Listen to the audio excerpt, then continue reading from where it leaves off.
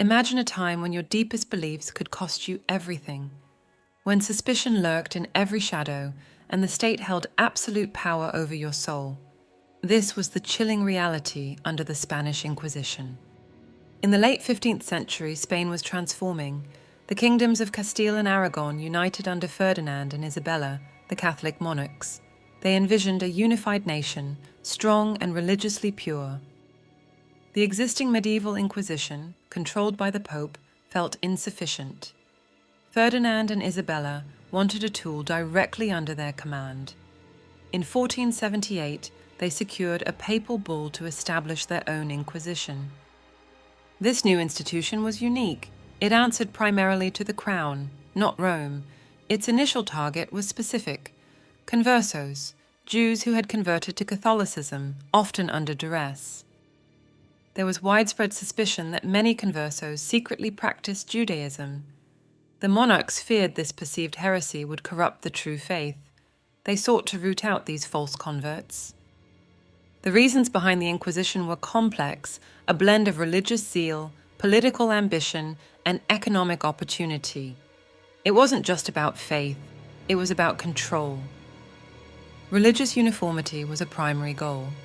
After centuries of coexistence, the monarchs sought a purely Catholic Spain. The Inquisition was the hammer to forge this religious unity. It was also a powerful tool for centralizing royal authority. By controlling the Inquisition, Ferdinand and Isabella bypassed traditional noble and even papal power structures.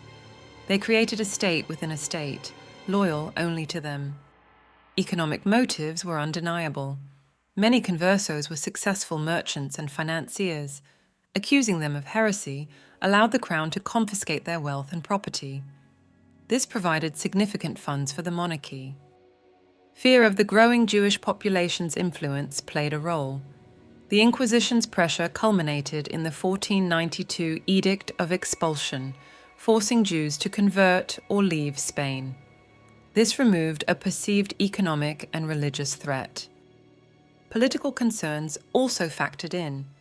A religiously unified Spain presented a stronger front to other European powers. It also aimed to prevent any religious sympathy for the expanding Ottoman Empire among former Muslims, Moriscos. While initially focused on conversos, the Inquisition's scope broadened. After the final conquest of Granada in 1492, the remaining Muslim population faced increasing pressure. Many Muslims converted to Catholicism, becoming Moriscos. Like the conversos, they were often suspected of secretly practicing their old faith. The Inquisition turned its gaze upon them. The concept of limpieza de sangre, or purity of blood, gained prominence. This discriminatory idea suggested that having Jewish or Muslim ancestry, even if one was a devout Catholic, was a stain. It created a rigid social hierarchy. This focus on ancestry went beyond religious practice. It became a way to exclude people from positions of power and influence. The Inquisition enforced this social and racial purity. Over centuries, the Inquisition also pursued other forms of perceived heresy. This included Protestants during the Reformation, mystics, blasphemers, and even those accused of witchcraft, though less frequently than in other parts of Europe. The Spanish Inquisition operated through a chillingly effective process designed to instill fear and extract confessions. Its methods were systematic, shrouded in secrecy, and often brutal. The process usually began with an edict of grace or edict of faith. The inquisitors would arrive in a town and announce a period, typically 30, 40 days, during which people could confess heresy voluntarily. Those who confessed during this period received milder punishments. However, they were also required to denounce anyone else they knew or suspected of heresy. This sowed widespread distrust and encouraged accusations. After the grace period, the Edict of Faith was read. This listed various heretical practices, encouraging people to denounce anyone engaging in them. Denunciations were secret, and the accused never knew their accusers. An accusation, even from a single person, could lead to arrest. The accused was taken to the Inquisition's secret prisons. These were often harsh, isolating places designed to break the prisoner's will. Prisoners were held incommunicado, sometimes for months or years. They were not told the specific charges against them initially. This psychological pressure was immense. Interrogation was a key phase. Inquisitors used psychological tactics, trickery, and relentless questioning to elicit confessions. The goal was not justice as we understand it, but the salvation of the soul through confession and repentance, often forced. If the accused maintained their innocence, torture could be authorized. While some historical accounts exaggerate its frequency, torture was a sanctioned tool used to extract confessions or the names of accomplices. Common torture methods included the strappado, where the victim was hoisted by their wrists, often with weights attached to their feet. The toca involved forcing water down the victim's throat, akin to waterboarding. The rack stretched the victim's limbs. Torture was administered under strict rules theoretically. An inquisitor, a notary, and a physician were supposed to be present. Confessions made under torture had to be ratified later, though this was often a formality. Despite the rules, torture was agonizing and often resulted in injury or death. Its primary purpose was not punishment, but to break resistance and force a confession, which was seen as necessary for the soul's salvation and the case's resolution. The defense process was heavily stacked against the accused. They were not allowed legal counsel in the modern sense. They could present witnesses, but these witnesses could also be investigated by the Inquisition. The secrecy of the accusers made it nearly impossible to mount a credible defense. The accused might guess who denounced them, but proving malice or falsehood was incredibly difficult within the system. The culmination of the Inquisition's process was the auto da fe, act of faith. These were elaborate public ceremonies where sentences were pronounced and punishments carried out. Autos da fe were not simply executions. They were religious rituals and public spectacles. They served to reaffirm the power of the Church and the Crown and to warn the populace against heresy. The ceremony began with a solemn procession. The condemned, wearing penitential garments called sanbenitos, were paraded through the streets. The severity of the San Benito indicated the nature of their crime and punishment. A public sermon followed, often delivered by a prominent cleric, emphasizing the evils of heresy and the justice of the Inquisition. This reinforced the religious and social order. Sentences were then read aloud.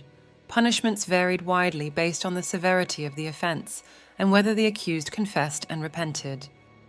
Lesser punishments included public humiliation, fines, confiscation of property, wearing the San Benito for a specified period, or imprisonment.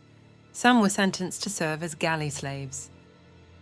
Those deemed unrepentant, or whose heresy was considered particularly grave, were relaxed to the secular authorities. This meant they were handed over for execution, typically by burning at the stake. Burning was seen as a purification, preventing the heretic's body from polluting sacred ground. Those who repented before death were often strangled before being burned. The unrepentant were burned alive. Sometimes, individuals who had died were tried posthumously. If found guilty, their remains were exhumed and burned, and their descendants could face repercussions. Effigies were burned for those who had fled. The auto da fe was a powerful psychological tool. It was a terrifying display of authority that reinforced conformity and obedience throughout society. Attending was often mandatory. The Spanish Inquisition operated for over 3 centuries, though its intensity varied over time. Its power began to wane in the 18th century with the rise of Enlightenment ideas. It was formally abolished in 1834 during the reign of Queen Isabella II. However, its impact on Spanish society, culture, and even economy lingered for much longer. The most immediate legacy was the religious persecution and forced conversions. The expulsion of Jews and later the expulsion of Moriscos in the early 17th century led to a significant loss of cultural diversity, knowledge, and economic activity. The climate of fear and suspicion fostered by the Inquisition had deep roots. Secret denunciations and the lack of trust in neighbors became ingrained in some aspects of Spanish social interaction. Some modern studies suggest a correlation between areas where the Inquisition was particularly active and lower levels of social trust, economic development, and educational attainment centuries later. The suppression of free thought and the emphasis on conformity may have stifled innovation. The Inquisition also contributed to Spain's isolation from intellectual currents in other parts of Europe, particularly during the Reformation and the Enlightenment. It became a symbol of religious intolerance and authoritarianism in the eyes of many outside Spain. However, it's also important to consider nuances. The number of executions, while tragic, was perhaps lower than the most sensationalized accounts suggest, especially compared to witch hunts elsewhere in Europe. The Inquisition also sometimes acted as a check on local abuses of power. Nonetheless, its primary legacy remains one of oppression and the devastating human cost of enforcing religious and ideological conformity through fear and violence. It serves as a stark reminder of the dangers of unchecked power and intolerance. Understanding the Spanish Inquisition requires looking beyond simple narratives of good versus evil. It was a complex institution born of specific historical circumstances, driven by multiple motives, and leaving a profound, often painful mark on the world. The Spanish Inquisition is a vast and complex topic.